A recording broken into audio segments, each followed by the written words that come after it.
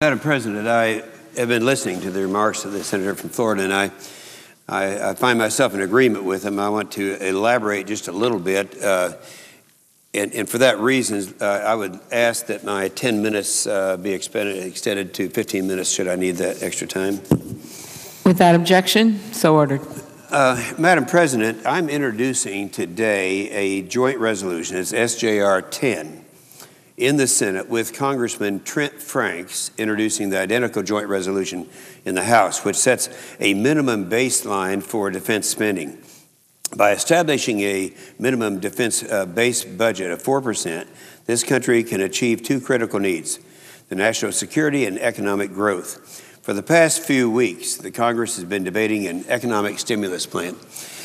Defense spending, along with infrastructure spending and tax cuts, have a greater stimulative impact on the economy than just some of the provisions that are in there. In fact, I had amendments that I'll describe in just a minute that would have increased the percentage of this humongous bill that so that you'd have maybe up to 10% for transportation infrastructure, and then defense, and I'll explain later in more detail how that works out. For the past, our level of defense spending, it must consider the resources needed to meet the current and future needs. In order to provide this stability, Congress needs to guarantee a not less than baseline in defense funding, enabling the Pentagon to execute and sustain multi-year program investments. Guaranteeing a baseline, not including a supplemental that sets the floor based on our GDP, is the best way to accomplish this. I'd like to, at this point, acknowledge I had an experience it was back during the first hearing that we had for the confirmation of then Defense Secretary Rumsfeld. And I asked the question at that time, I said, you know, we have very serious problems in that we don't know what our future needs are going to be. I said, we may think we know what they're going to be today, and we have a lot of smart generals that are going to tell us, but they're going to be wrong.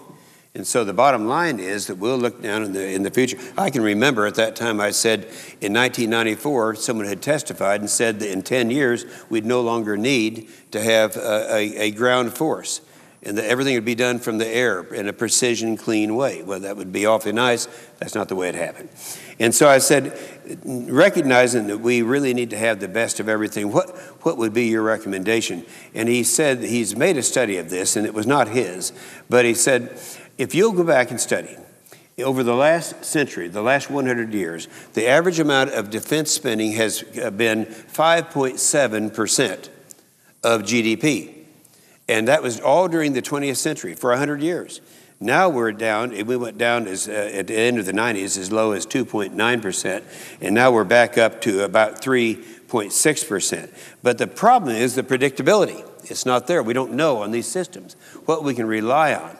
We know the cost of closing down a manufacturing line, but we don't have the predictability that we need. So there are some who think just by cutting unnecessary weapons system, along with reforming DOD's procurement process, we can reduce defense spending and still maintain a military level that would defend our nation and reach the minimum expectations of the American people. The problem with that is it doesn't happen that way. Yes, we need acquisition reform. I agree with that. But the overall budget outlays are the problems that we have. However, this alone is not going to rebuild our military. We could eliminate weapon systems that are called low-hanging fruit, but I have to tell you, that's already been done. That has been done several years ago by taking out the new ones. I think all of us remember, and some of us would rather forget, that back after the Cold War, there are so many in this chamber that said that we are in a position now, we no longer need the military because the Cold War is over and we can cut way down. And we talked about all kinds of schemes that would transfer a lot of the previous military spending into current spending for social programs. And this is the way people were thinking at that time. The Cold War is over, this euphoric attitude that we didn't need didn't need to continue a strong defense. Now, we've been trying to get past a bow wave that was created in the 1990s. This is what was going on. And as a result of this, the amount of defense spending that was actually appropriated during the 8 years during the 90s was $412 billion from above the budget request. In other words, the budget request was actually $412 billion below what was sustained at the beginning of that 8-year period. Now, this is what we're paying for now. Little did we know at that time that 9/11 would come. Little did we know that while we were trying to rebuild our military in terms of modernization for strength, that we would have to be attacked and have to start defending America and prosecuting a war.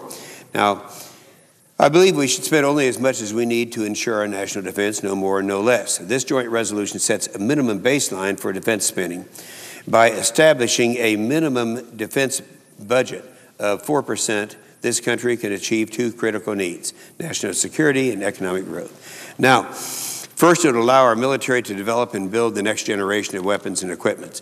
This is something that we've been concerned about, weapons and equipments that will be needed to maintain national security over the next 40 years or more. The age of the last KC-135, when it retires, will be 70 years old, or the B-52, even older than that. Now, we're still doing this. We need this KCX or another more heavy equipment, but right now we've gotten into a problem of not developing it. They keep saying, well, the old KC-135s, we got a few more years left in that. But if we started today on a new lift vehicle to replace that, it would still be several years before we would be able to have these replaced. Now, the second thing is it would create and maintain jobs across America and sustain our military and industrial base. Investing in our nation's defense provides thousands of sustainable American jobs and provides for our national security at the same time. Experts estimate that for each $1 billion is in procurement spending correlates to 6,500 jobs. Major defense procurement programs are all manufactured in the United States, with our aerospace industry alone providing 655,000 workers spread across 44 states. The U.S. shipbuilding industry supports more than 400,000 workers in 47 states. Establishing a minimum baseline defense budget will allow the Department of Defense and the services to plan for and fund acquisition programs based on a minimum known budget through what we call our FIDIP program. We are no longer able to complete purchases of large acquisitions programs in 3 to 5 years. The KCX will take over 30 years to complete once its contract is actually awarded, and we'll still be flying these KC-135s up until that time. So programming from a known minimum budget for the out years will translate to less programming and more stability, less reprogramming and more stability for thousands of businesses throughout the United States. This week, I voted against this massive government spending bill that provided plenty in the way of more wasteful government spending and little in the way of real stimulative opportunities. I offered an amendment, actually 2 amendments. One would increase our defense spending without changing the top line of the bill that was before us. And it would just change within it to have more defense spending and provide these jobs. At the same time, in this entire $900 billion or whatever it ends up being bill that we passed and that we're now prepared to, the votes are there to pass it out of conference, only $27 billion was in roads, bridges, and the things that Americans know that we need. Now, if we had that, along with the additional amount or percentage that would go to defense spending, it would equate to an increase of an additional 4 million jobs. And this is what we've heard President Obama talking about for quite some time. And that's one way to do it. At the same time, you have something that's lasting. You know, we, and certainly the chair knows this because she sits on the same committee, the Environment Public Works Committee, we're going to be doing a reauthorization of highways bill. This would be more that we could do and have some of that done in this particular bill that doesn't have, is totally inadequate in terms of putting people to work. Now, the amendments we offered were defeated. Now today, Congressman Trent Franks and I are simultaneously offering a joint resolution that will keep this country safe, restore our military to a level of capability readiness the people of this country demand of them, and provide for sustainable jobs in almost every state in the country.